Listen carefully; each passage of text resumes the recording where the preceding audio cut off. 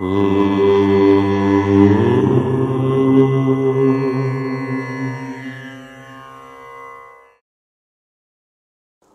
గణేశ శారదా దత్తాత్రేయ సద్గురు పరబ్రహ్మణే నమః. స్వధర్మ ప్రేక్షకులకు మాస ఫలితాల్లో భాగంగా ఈ మాసం అనగా ఆంగ్ల నూతన సంవత్సరం జనవరి మాసంలో వృశ్చిక రాశి వారికి ఎలా ఉండబోతుందో ఇప్పుడు చూద్దాం. ముందుగా వృశ్చిక రాశి వారికి అందరికీ కూడా ఆంగ్ల నూతన సంవత్సర శుభాకాంక్షలు, ఆశీస్సులు. మీకు ఆంగ్ల సంవత్సరం అంతా బాగుండాలి అని కోరుకుంటూ శుభాకాంక్షలు తెలియజేస్తూ, వృశ్చిక రాశి అంటే విశాఖ 4వ పాదం, అనురాధ 4 పాదాలు, జ్యేష్ఠ నక్షత్రం 4 పాదాలు కలిస్తే వృశ్చిక రాశి అవుతుంది.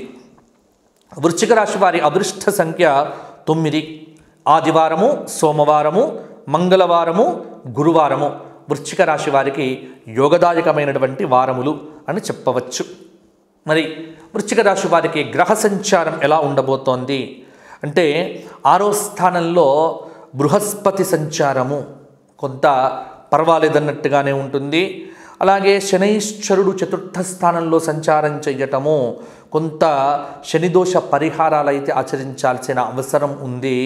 అలాగే 5వ స్థానంలో రాహువు స్వల్ప గౌరవం, సన్మానాలు, కొంత ఆరోగ్యపరమైనటువంటి ఇబ్బందులు. కేతువు 11వ స్థానంలో ఉన్నాడు, కొంత లాభదాయకంగా ఉంటుంది. నూతన వస్త్ర ప్రాప్తి కలగవచ్చు. కొంత మంచి ఫలితాలు ఇవ్వటానికి కేతువైతే కారకత్వం వహించవచ్చు.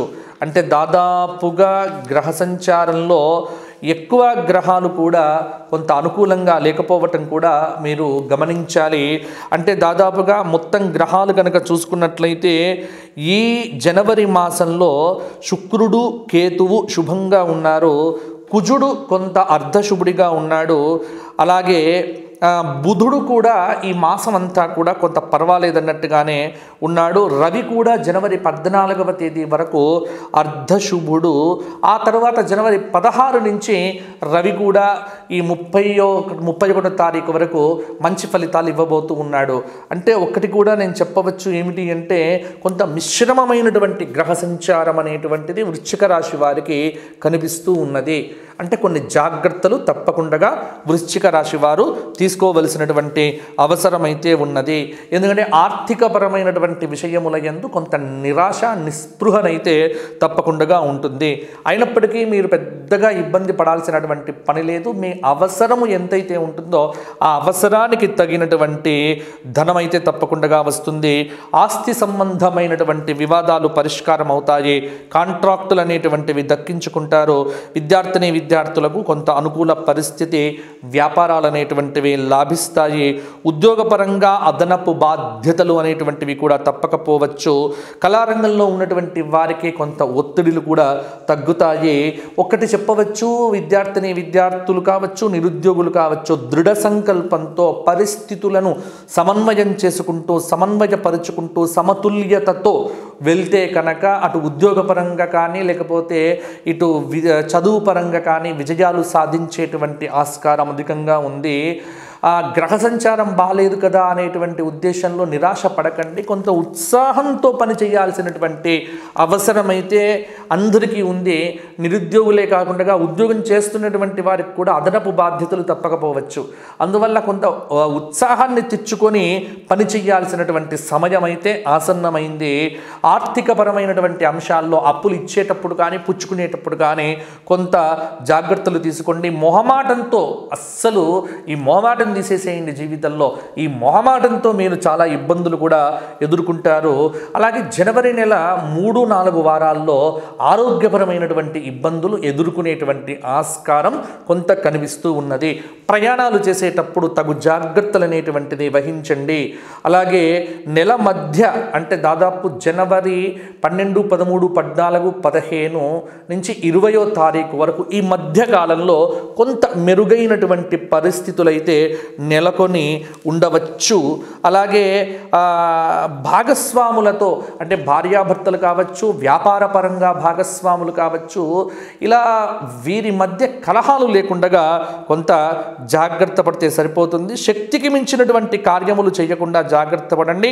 అప్పులు చేయవలసినటువంటి పరిస్థితులు కూడా ఏర్పడవచ్చు, కానీ అప్పులు చేయకుండా ఉంటే మంచిది.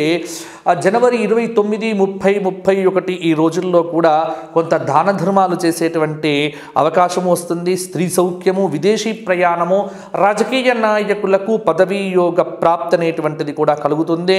ఆకస్మికమైనటువంటి ధనలాభము, భూలాభము, గృహ సంబంధమైనటువంటి ప్రయత్నాలు కూడా చెయ్యటానికి ఇది చాలా వరకు కూడా అనుకూలమైనటువంటి సమయము వృశ్చిక రాశి వారికి అని తెలుస్తోంది. ముఖ్యంగా వృశ్చిక రాశి వారు చేసుకోవలసినటువంటి పరిహారాల విషయానికి వచ్చినట్లయితే ఈ అర్ధాష్టమ శని దోషం నుంచి బయటపడటానికి 4 శనివారాలు రావి చెట్టు కింద దీపం పెట్టి